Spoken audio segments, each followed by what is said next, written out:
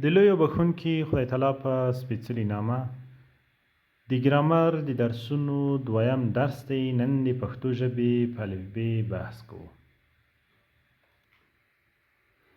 دویم لوست. تاسو په دې لوست کې پښتو الفبې وپېژنئ، د پښتو توریو تلفظ زده کړئ، د پښتو توریو لیکل زده کړئ.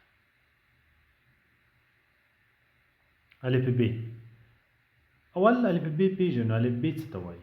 الفبې هغو ټولو توریو ته وایي چې یوه ژبه پرې لیکل کېږي یا لوستل کېږي. پښتو ژبه ټول 44 توري لري.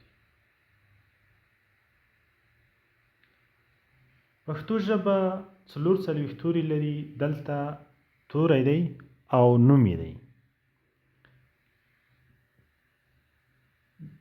توری دی اول الف، په دې ډول لیکل کېږي الف.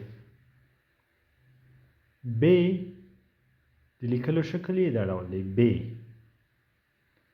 پ پ ت ت ټ ټ س س جیم جیم چ چ څ څ ځ ځ.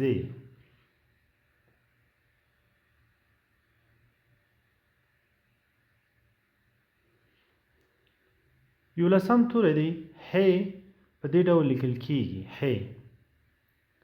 خ خ دال دال ډال ډال زال زال ر ر ړ ړ ز ز ژ ژ ی ی.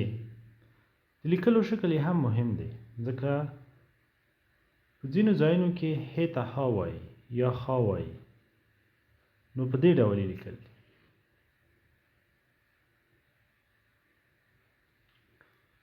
سین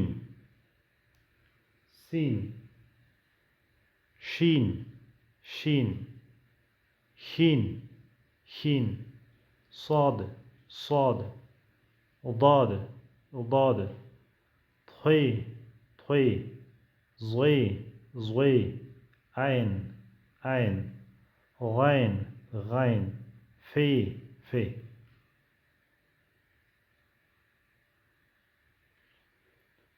قاف قاف کاف کاف گاب گاب لام لام میم میم نون نون نور نور واو ه.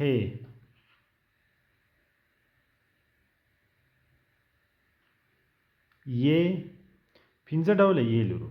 لومړی ته یې نرمه یې، لنډه یې، اوږده یا یې، زورکي واله یې او حمزه واله یې.